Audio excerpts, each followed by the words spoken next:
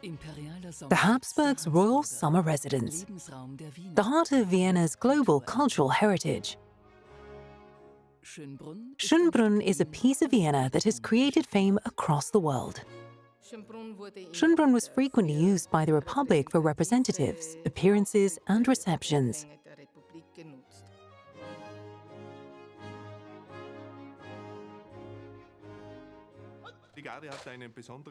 The Guard has a special connection to Schönbrunn, living very close by.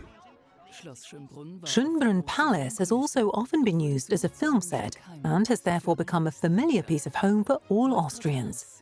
Famous Austrian actress Waltraud Haas grew up in Schönbrunn.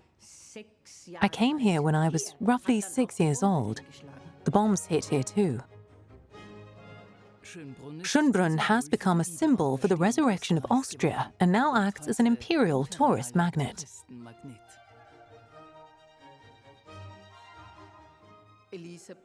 Elizabeth then gave the Kaiser a concrete ultimatum and threatened that she would leave him with the children.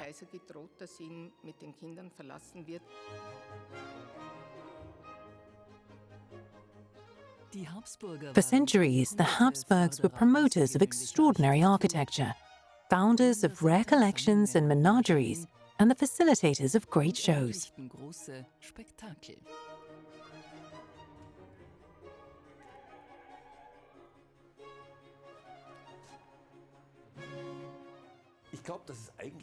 I actually believe that fitted unbelievably well with Vienna, because if you look at the other big cities with this kind of corresponding historical significance, then they have their own form of Schönbrunn, just usually not so beautiful.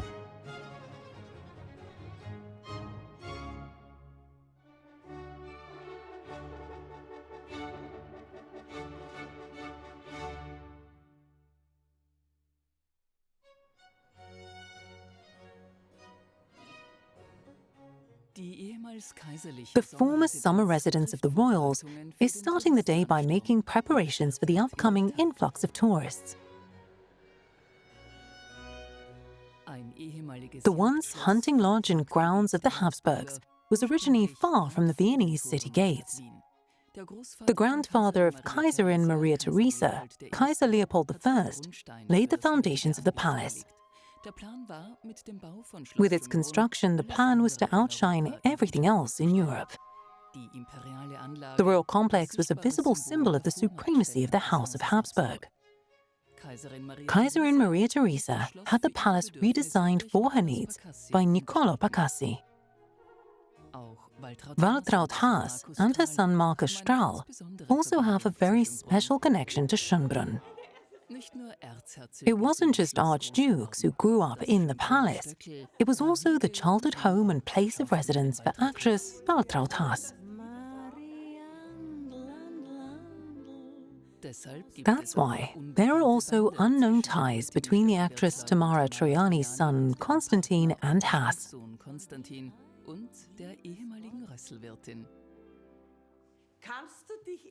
Can you remember where your bed used to be? I think so, but you'll have to help. It was your bed too. I think it was there somewhere. We are standing in the place where our beds used to be. Right here. There was the entrance to the bedroom. Here was the bed, just here where we're standing. And here's where the Kaiser always came through to visit. But the bombshells also hit here. We were in the cellar, and we were saying, "Oh God, I think they've hit the hall." And someone said, "No, they've not hit the hall, they've hit your bedroom." In 1945, the main courtyard and the main palace building were badly damaged by bombing from the Allied forces. The Gloriette Terrace, where the flag flew, had also been a target of the bombers and was badly damaged. Schönbrunn made up the entire 13th district of the British sector. The palace was the headquarters of the British occupying forces and was also used for the famous military tattoos. These charity military shows were supported by soldiers from across all of the Allied forces. The proceeds were used to send Austrian children on holiday. Life returned to normal, because during the time of occupation, the Schönbrunn Gardens were made accessible to everyone. People in Vienna used this trusted area as a place of everyday normality to give space for cheerfulness. The reconstruction of the Opera House, St. Stephen's Cathedral, and the Imperial Residences were top priority for the newly created Second Republic in Austria and were a sign of strength.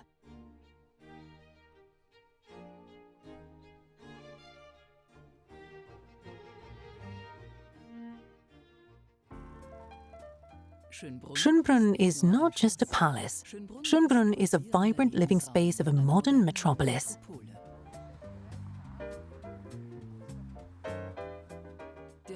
Commander of the Guard, Colonel Stefan Kirschabner, is en route to the morning roll call. Guten Morgen. Wie geht's? Alles in Ordnung? Wunderbar.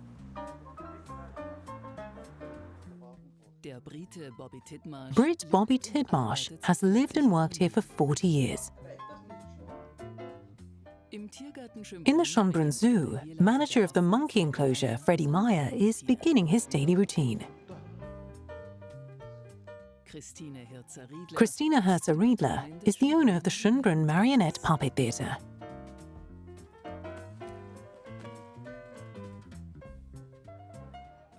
Foreign language tour guide Gertie Schmidt is on her way to her first tour. Variety, diversity, and size. These all sum up the special features of Schönbrunn.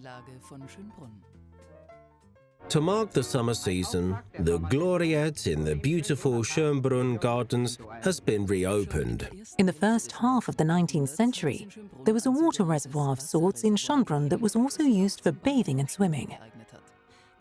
A small boy, Franz Joseph, discussed it in a letter to his brother. At the end of the monarchy, it was used as a swimming school for the military. Later, it enjoyed great popularity with the army. In 1955, it was discovered by soldiers during the British occupation, who also used their sovereignty in Schönbrunn for fun. Today, the Schönbrunn outdoor pool is a chic open-air pool which stays open each summer until the beginning of autumn.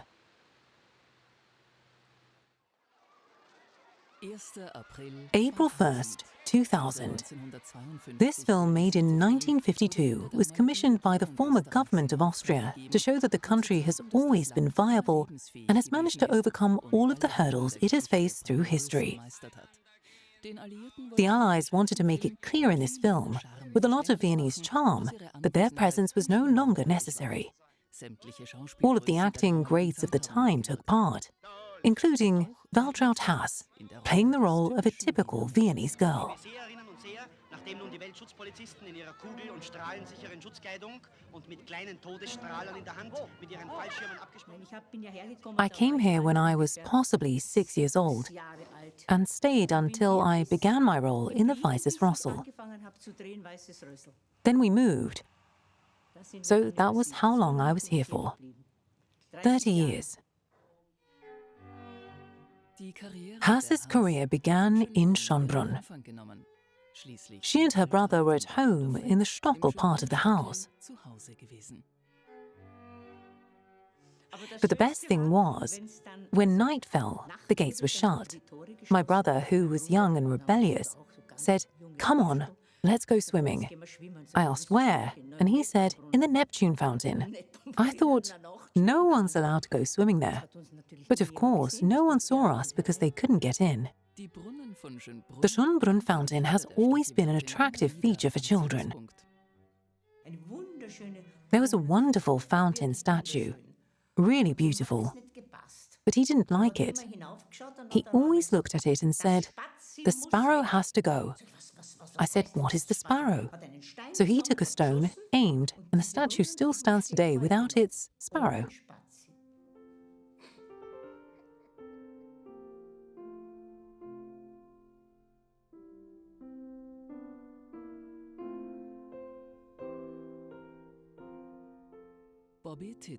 Bobby Tidmarsh is, in a way, the heart of Schönbrunn. He conducts respectful, but not uncritical research on the Habsburg family. His heart beats for the castle and all of its visitors. I'm neither a tour guide nor a historian. All of my knowledge comes from 40 years of service.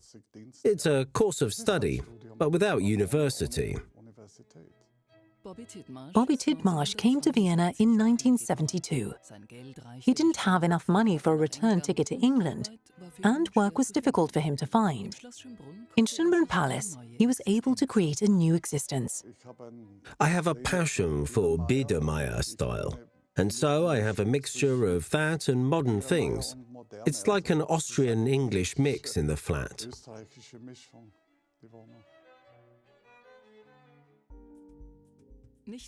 Bobby Tidmarsh was not just able to welcome the young Hillary Clinton to Schönbrunn on behalf of the house. He looked after all state guests who took an interest in the history of Schönbrunn. I have helped with over 50 state receptions and government receptions. I've set the rooms up and tidied up after them. I've led special tours for people who I'd never would have met in another life, because I grew up coming from a working-class family.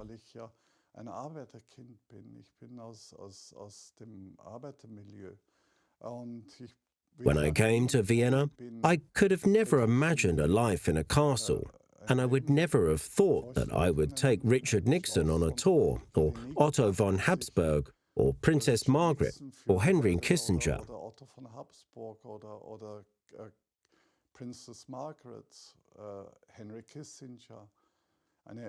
It's an endless list of personalities that I wouldn't have met, but who I had the privilege of showing around the rooms. Feel at home in Schönbrunn. I love Schönbrunn. I've said it often. It's my life.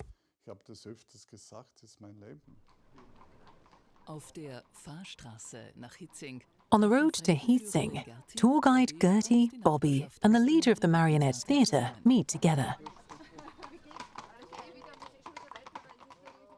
Ist das jetzt nur Maria Theresa oder gibt's da ein paar Geschichten über die Kinder vielleicht auch rein? Plans for Bobby's new book are being discussed.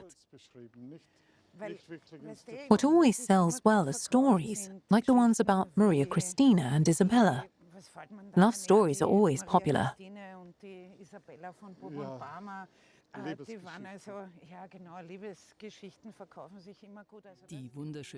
The beautiful Archduchess Maria Christina was the only daughter of Maria Theresa who was allowed to choose a husband herself.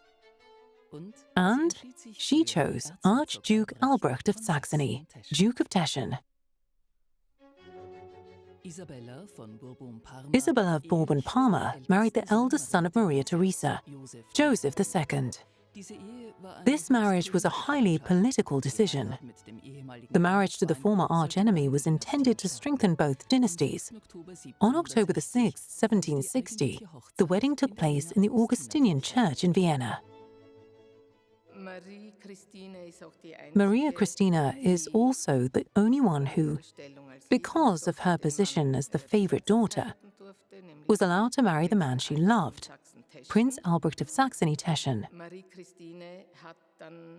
Maria Christina then developed a special relationship with Isabella, mutually, and thanks to the well-documented letters between the two, it has been established clearly that the two had a lesbian relationship.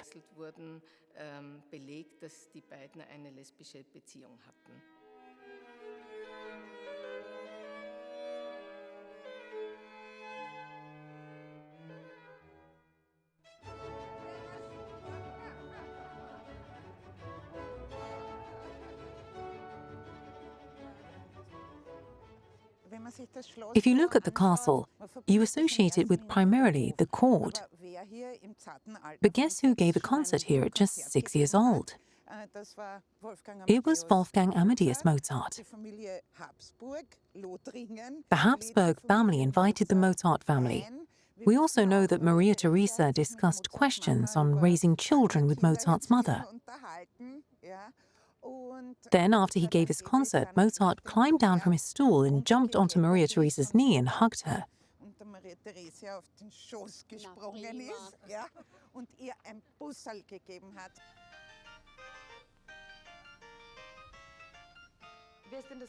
Who is the child playing the cembalo? That's the young Mozart, Your Excellence.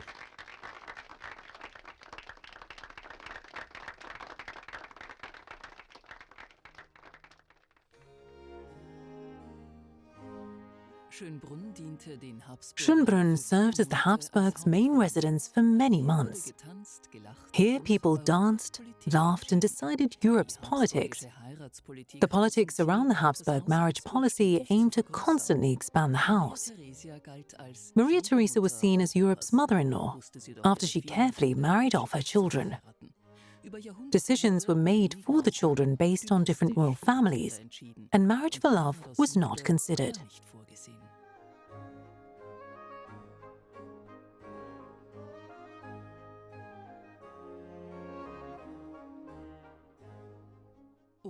Although Maria Theresa was lovingly devoted to her husband, who she called Little Mouse, she gave the personal feelings of her children little the same consideration.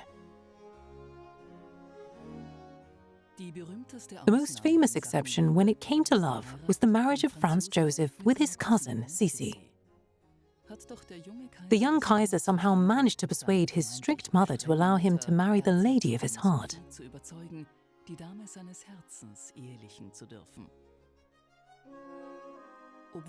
Although the union began promisingly, it was not allowed to end happily. The famous words of the old Kaiser, that he could be spared from nothing, can be felt everywhere here.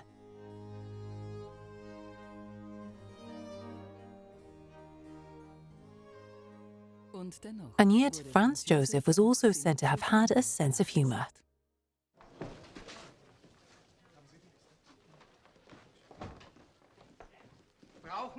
Do you still need me, Mr. President? I've been waiting for 4 hours already. Emperor Franz Joseph? No, you can go home. Mayor Luega, you too. And you too, Your Highness. How wonderful that you could come. Of course, we all want to help. But if you no longer need me, I would like to go home for dinner. What are you having? Asparagus with butter and bread rolls.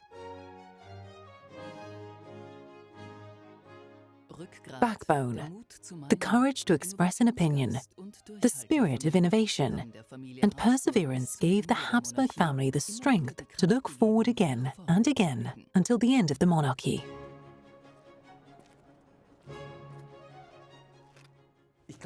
I think that it actually fits unbelievably well with Vienna, because it must be said that when you look at other big cities, which also have corresponding historical significance like Vienna, they also have their own version of Schönbrunn, just not as beautiful. But I think Schönbrunn fits very well as a sort of counterpoint to the Hofburg Palace in Vienna. Schönbrunn was perhaps a more joyful place, filled with the arts, whereas Hofburg Palace was seen as more pragmatic. So I think it really fits in well with the city, and also has this historical importance, of course. In terms of historical significance, I find it excellent that the traces of the history of Schönbrunn has been through can still be felt. Whether you look at the Napoleonic eagles or the statues which were partially destroyed during the Second World War. The history is present and the development is still happening, which I find very good. At the court in Vienna, there were strict rules and customs which came from Spanish court ceremony. Diverse education from an early upbringing for the archdukes was natural for the Habsburgs.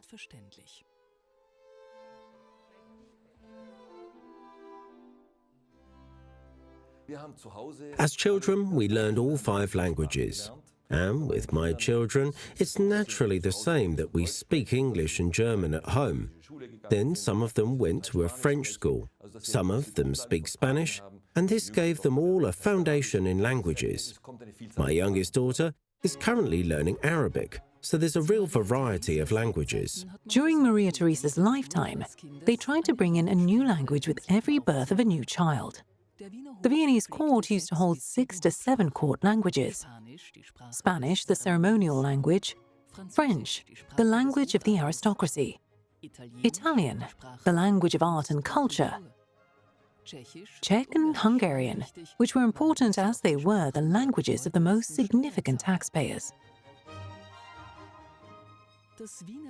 Viennese was Maria Theresa's favorite language, and she made it the language of the court. Vienna is the heart of Austria. No, Vienna is nothing. Vienna is nothing? Well, no, but it has to say all of Austria. Right, Austria. Austria, heart of Austria. Austria is a piece of the whole world's heart. That's good. That's good. Austria is a piece of the whole world's heart.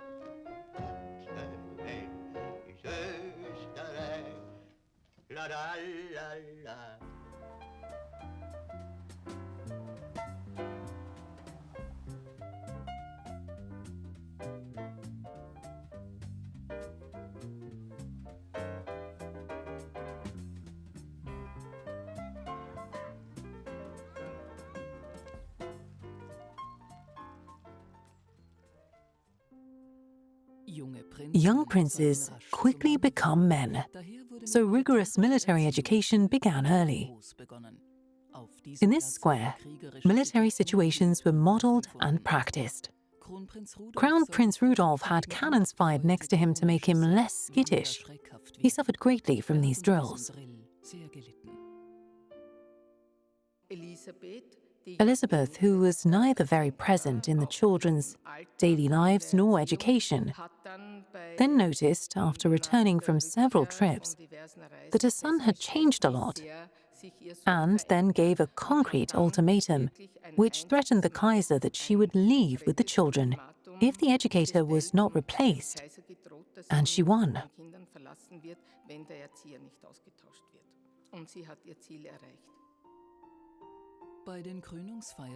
At the coronation ceremonies for Kaiser Sita and Kaiser Karl, the Archduke Otto was involved and wore ceremonial dress. Representing the imperial family was a completely normal part of the royal childhood. At the Christmas celebrations in 1835, a pushchair was produced by the Schönbrunn court saddlery for Franz Joseph and his brothers in just 3 weeks.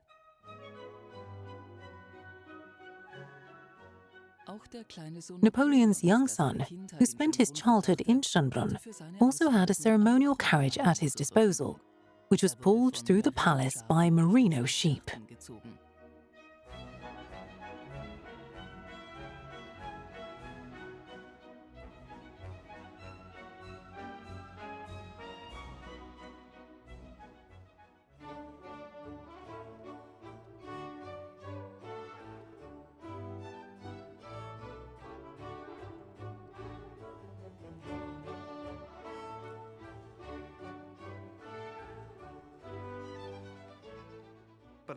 At the Guard, no 2 days are the same.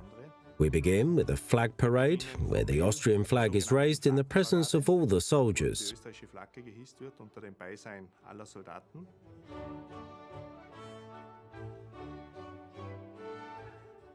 We are a reflection of society, and what is special about the Guard is that we have soldiers from all regions of Austria, and they serve us regardless of their educational or social background. Religion also doesn't play a role in that regard. We respect people of all religions, and ultimately everyone has the same tasks, and I think that is an important contribution to integration.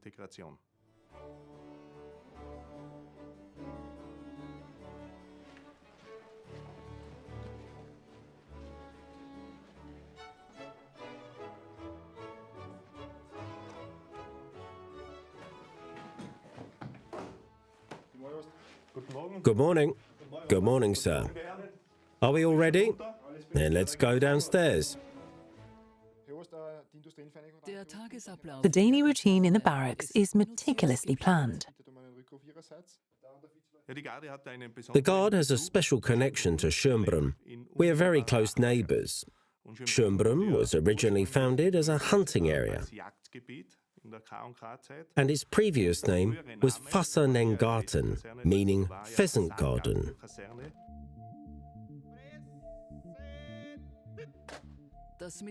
The military was held in high esteem by royals, especially in Maria Theresa's time. She was a great supporter of military education. The Maria Theresa barracks were actually named in honor of the military reforms from Maria Theresa, but they had nothing specific to do with Maria Theresa herself. Despite this, their most important identifying feature remained.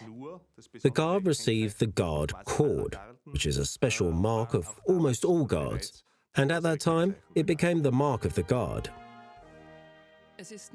The Guards are still responsible for carrying out official greetings at state visits and important functions, by carrying the official welcoming act to represent Austria.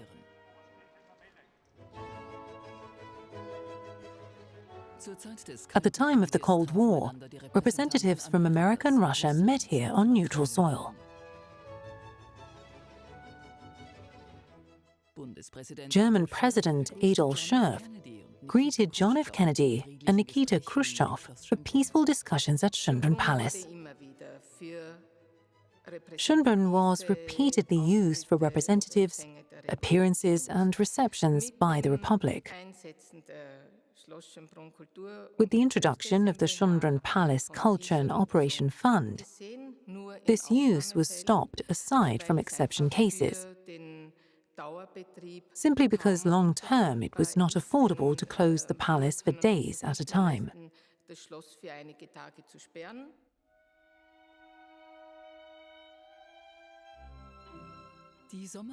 The Habsburg summer residence was commissioned by Kaiser Leopold I from the star architect Fischer von Erlach and remained the family's most popular summer residence until the end of the monarchy.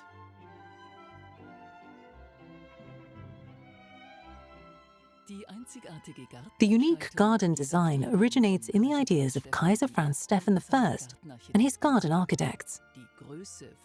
Schönbrunn's size is impressive. The entirety of Monaco would fit in the complex. So far, the palace has managed to generate the means to maintain itself very well. And the business mission we created was to use and preserve. All income generated is reinvested back into the restoration of the palace and its other buildings.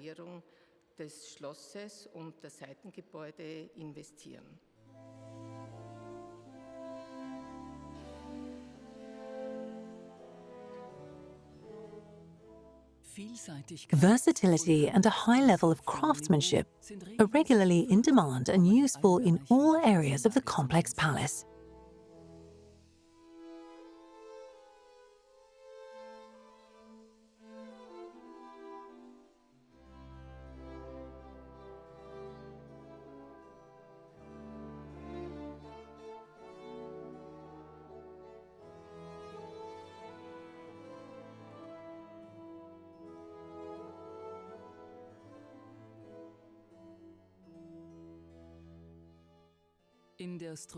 Nothing has been left up to chance in the structure and construction of the zoo.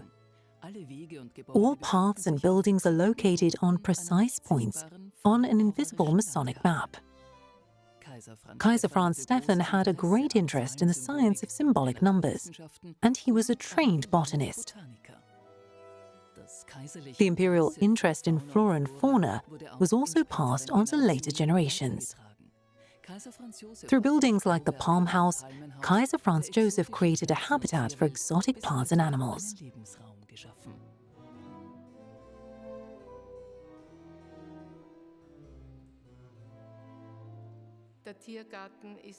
The old zoo building is naturally insulated and also connected to the palace.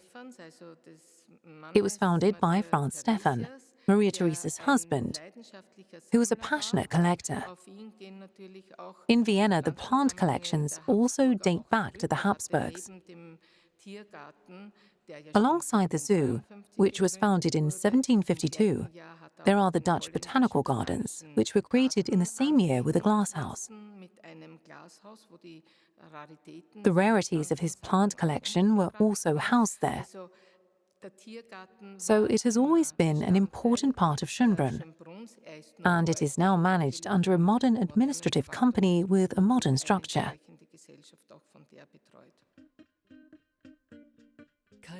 Kaiser Franz Stephan found great joy in the zoo. He visited his menagerie twice each day, as it amused him greatly.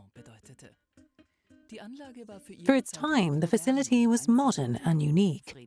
For Freddie Meyer, the high level of care for the animals is of great concern. The work really does stink, but the difference between me and the Habsburgs is that I tried to stop that from happening, but the Habsburgs didn't really.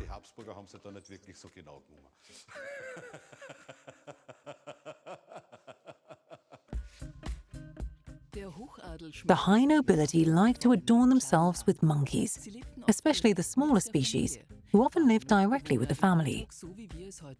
They were part of everyday life in a way that only dogs and cats are today. People would show off their wealth and cosmopolitanism with exotic species of monkeys. They all have names. We tried to name the monkeys after famous Schönbrunn figures. So we have Little Franz and things like that. But we also gave them names based on where they come from. So, in this case, Madagascar names.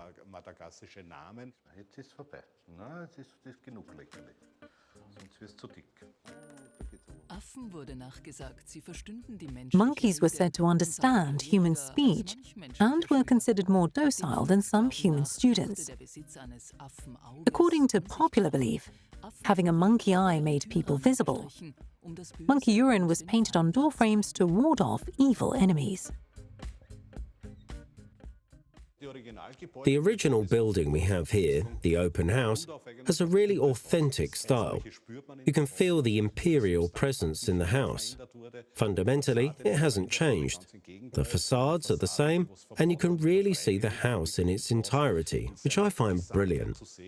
It's a piece of Baroque culture, open to the world, and you can't find that sort of ambience everywhere.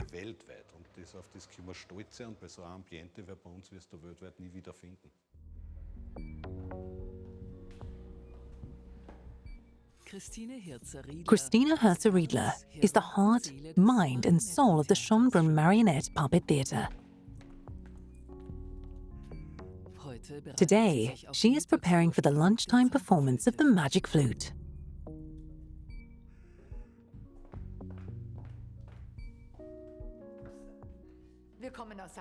We come from Salzburg. Using a performance technique which is already 100 years old in Salzburg, we were looking for a place in Austria where we could perform, and we had planned to set up in a children's museum. And luckily, that was how we found Schönbrunn. The world of puppets is a world of fantasy.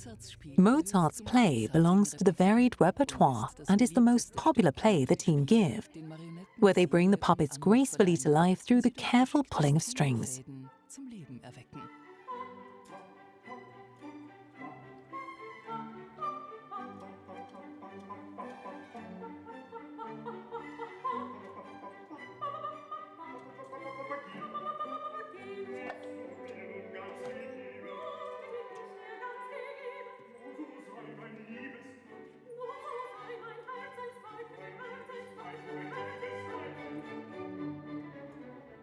The special thing about the cross we use for the puppets is that you learn it like an instrument. And with our cross, all of the strings are constantly under control. With many other kinds of cross, you can make big movements, but you always use different strings. And this creates a jumping jack-like movement, which is sometimes intentional. We prefer this technique because it makes very human movements. You learn to make the puppet walk like a human, breathe, look around. And that's the beautiful thing about our cross.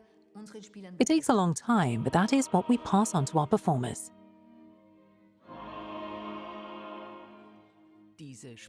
This performance technique was made part of World Cultural Heritage in 2015 and is only used in Salzburg and Schönbrunn. Kaiserin Maria Theresa valued the theatre and regularly held performances for guests, both from people and puppets. The puppeteers' fees were twice as high as normal performers.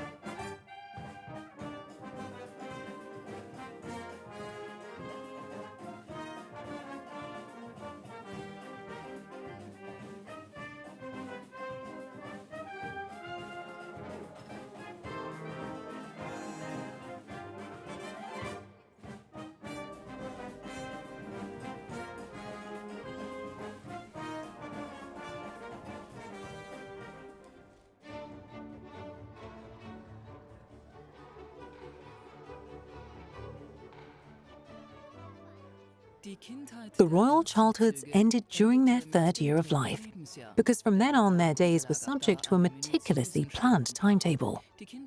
The children were taught by tutors from the high nobility. In addition to the standard lessons of geography and history, other lessons included dance, art and music, court ceremony and etiquette. Maria Theresa was considered an enthusiastic dancer in her youth and passed on her love for celebration to her children.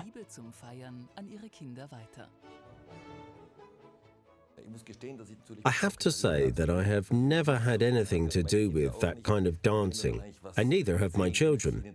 They would probably not respond well if I suggested it to them. But I think at the time the understanding of your own history played a great role, and it still does today. With the understanding of your own history, you can also understand geography, because geography is something which we cannot escape, and it helps to give us a kind of structure, as well as knowledge of languages, which is essential to understanding culture. I think it's all embedded in a set of good values, which are determined by your area of religion. I believe these 4 pillars of geography, history, language, and values are very important, and I have also tried to pass this down to my own children in a modern way.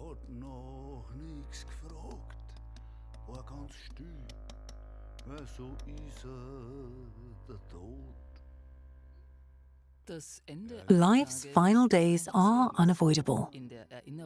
There is a great value in remembering, and we are only dead if no one remembers us. So think often of me and don't stop talking about me. Maria Theresa was said to have told her loved ones this as a comfort. The Hitzinger Cemetery is now the resting place of many people who found their home in Schönbrunn. Waltraud Haas and her son also come regularly to remember their husband and father, Erwin Strahl.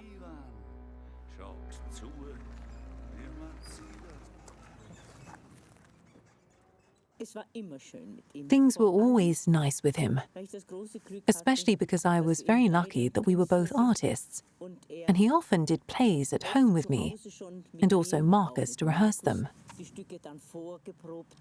We would often rehearse until the scenes were almost ready, so it was always wonderful to work with him, and to go on vacation, to see how he raised his son. Zu sehen, wie seinen Sohn erzieht. Eigentlich erziehen kann man nicht sagen. Was glaubst du? Ja, schon.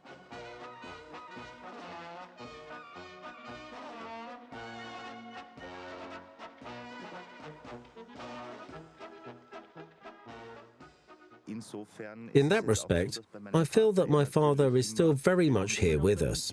For example, there is also the fact that my parents were married in a film, with the wedding built into a film scene.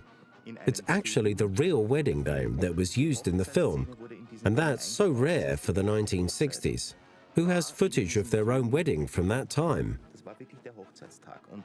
Wo gibt es das eigentlich schon, dass in den 60er, Mitte der 60er Jahre jemand Filmaufnahmen von seiner eigenen Hochzeit hat?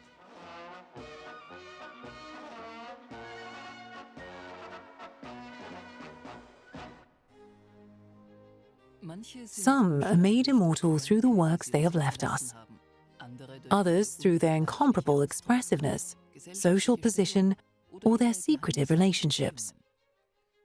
What they all have in common is that they are missed and that we had to let them go eventually.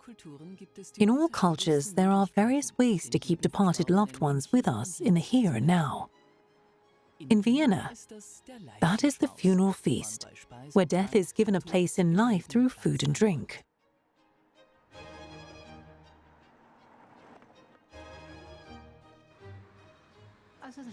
So the Maxing St³berl bar is 211 years old. It was built in 1805. It was used to house the farmers. That's why it's located nearby. Katharina Schratt often visited, and the Kaiser Franz Joseph too. And also Johann Strauss was a very frequent guest, because his house was down the road at number 18, Maxing Street.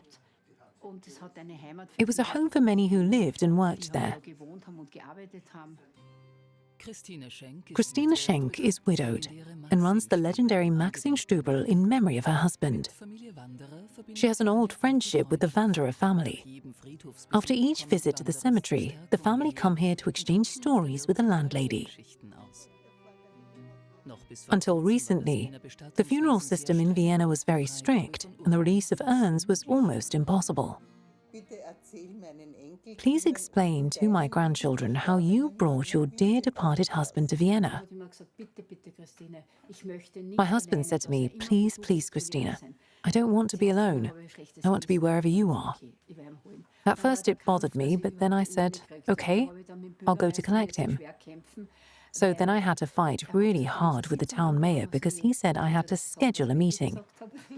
And I'm sure you can imagine what I actually said in the moment. I told him he could do whatever he wanted, but he was going to sign it. And I remember thinking if I could steal it, but I was worrying about the police. But I put the urn in a bag and just spent the whole time watching carefully behind me until I had gotten from the crematorium to the car. Then I brought him to Vienna and stood him by my bed. That's the truth. That's what happened. And now he has a permanent place by my bed. People ask if it's hard, and I say yes. There's not much room.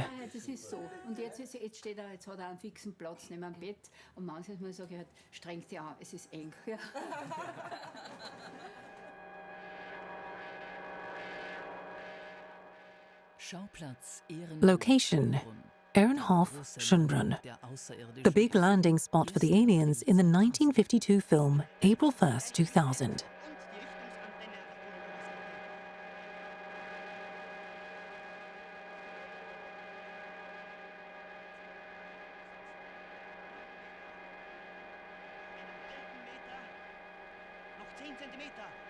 "10 centimeters.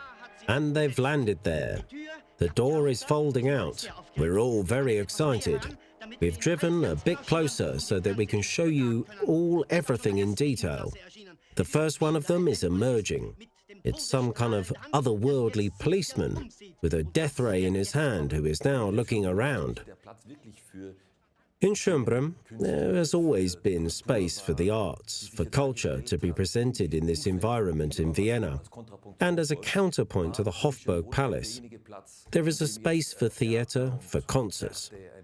And I think it's excellent that this space has existed throughout history to the modern day, and that you can see open-air festivals where tens and even hundreds of thousands of people come into the palace grounds. I think this creates a really beautiful historical arc to the modern day, and Schönbrunn makes a brilliant backdrop for culture and the arts.